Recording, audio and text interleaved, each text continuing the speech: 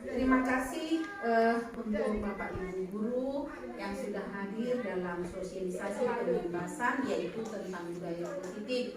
Ini merupakan salah satu tugas kami sebagai guru penggerak angkatan ke-7 di Kabupaten Samosir, yaitu di modul 1.4.A.9 yaitu tentang budaya positif. Dan saya juga mengucapkan terima kasih kepada Ibu Kepala Sekolah yang sudah memberikan izin untuk melakukan pembebasan ini. Jadi Bapak Ibu, yang mau saya sampaikan di sini adalah tentang budaya positif. Budaya positif ini mungkin suatu hal yang baru, tetapi sebenarnya ini sudah lama kita laksanakan. Tetapi dia hanya beda dalam pelaksanaannya.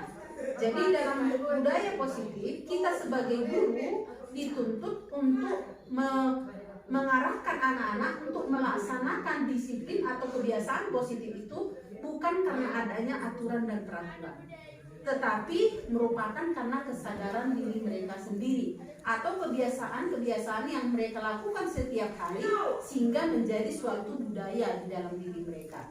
Contohnya misalnya anak-anak selama ini kita anjurkan supaya tidak terlambat sekolah, tetapi mereka datang tidak terlambat sekolah karena mereka takut melanggar aturan atau takut dihukum.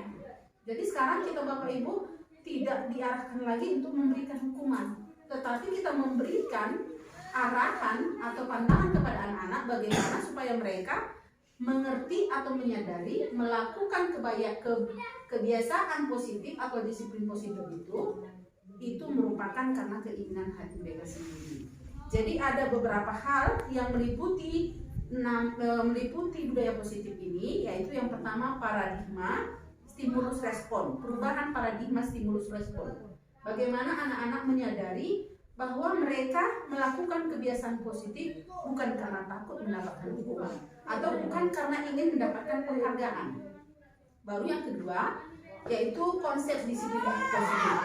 Jadi mereka melaksanakan disiplin positif ya karena suatu kebiasaan. Baru yang tiga, di kelas juga bisa kita lakukan, yaitu dengan keyakinan kelas. Kebetulan semalam saya sudah melakukan aksi nyata di kelas 7A, yaitu membuat keyakinan kelas atau kesepakatan kelas.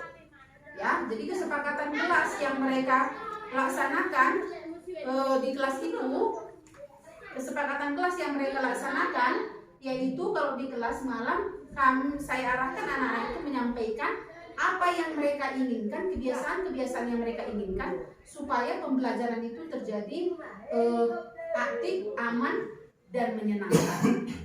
Ya, jadi kesepakatan yang dilakukan oleh seluruh warga kelas sehingga kelas itu menjadi kelas yang menyenangkan untuk belajar. Ya, jadi itu adalah salah satu budaya positif. Jadi bukan Bapak Ibu, bukan kita sebagai guru lagi yang membuat peraturannya, bukan kita lagi yang memberikan langsung peraturan di kelas, tetapi anak-anak memberikan ide kebiasaan-kebiasaan apa yang akan dilakukan oleh anak-anak. Baru yang keempat yaitu pemenuhan 5 kebutuhan dasar manusia. Karena pada umumnya manusia itu memiliki 5 kebutuhan dasar, yaitu yang pertama setiap orang ingin bertahan hidup. Baru setiap orang yang kedua membutuhkan cinta dan kasih sayang, kebutuhan untuk diterima. Begitu juga dengan siswa kita, mereka hanya butuh supaya kita terima. Baru yang ketiga kebebasan.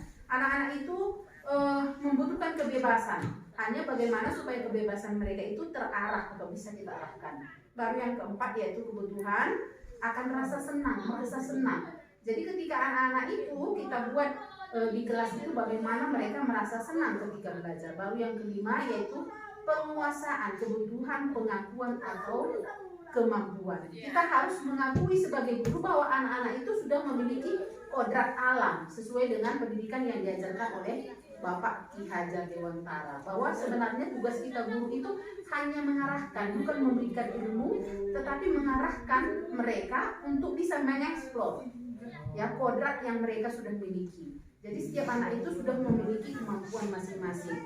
Jadi di dalam budaya positif juga kita juga mengenal nanti yang namanya yaitu 5 posisi kontrol kita sebagai guru. Ada 5 posisi kontrol kita sebagai guru. yang selama ini mungkin sudah kita lakukan, tetapi kita pilih mana yang sesuai dengan budaya positif. Yaitu yang pertama sebagai penghukum. Kita sering sebagai penghukum. Ya, kita memberikan hukuman ketika anak tidak mematuhi peraturan atau tata tertib. Yang kedua, membuat anak merasa bersalah. Biasanya guru menyampaikan dengan suara yang lembut. Ya, mungkin dipanggil anaknya, ya, diberikan beberapa pandangan-pandangan sehingga anak merasa bersalah. Baru yang ketiga, posisi kontrol yang ketiga yaitu sebagai teman. Kita menempatkan diri kita sebagai teman kepada siswa. Baru yang keempat yaitu kita sebagai monitor atau pemantau atau mengawas apa yang telah dilakukan oleh siswa. Baru yang kelima yaitu manajer, mempersilahkan murid untuk mempertanggungjawabkan perilakunya dan mencari solusinya. Jadi nanti di dalam budaya positif ini kita sebagai guru ini hendaknya sebagai manajer. Ketika anak melakukan kesalahan atau tidak melanggar aturan, kita seharusnya sebagai manajer, bukan lagi sebagai penghukum. Jadi anak-anak itu kita arahkan supaya dia mau mempertanggungjawabkan atas kesalahan-kesalahan yang sudah dilakukan.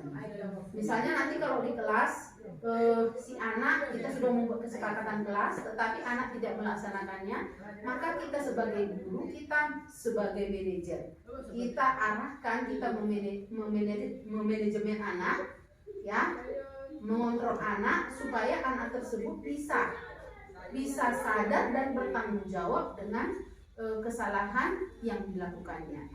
Jadi itulah Bapak Ibu sekalian yang harus kita lakukan secara bersama-sama, karena walaupun saya hanya sebagai salah satu calon guru penggerak dari sekolah kita, tetapi untuk melaksanakan budaya positif ini di sekolah kita ini, maka saya sendiri tidak akan bisa tanpa kerjasama atau bantuan dari Bapak Ibu sekalian.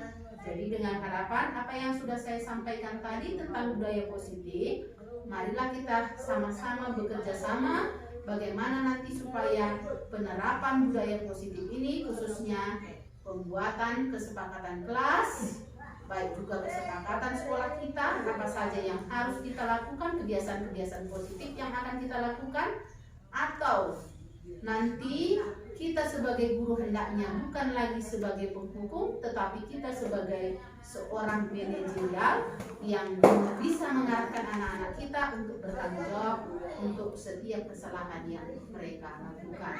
Demikianlah Bapak Ibu apa yang sudah saya sampaikan tentang budaya positif. Saya yakin mungkin masih banyak kekurangan saya dalam menyampaikannya, tetapi nanti untuk di lain waktu mungkin kita bisa lebih banyak lagi untuk berdiskusi untuk penerapannya di tempat kita ini. Terima kasih untuk kesediaan waktu Bapak Ibu sekalian. Terima kasih.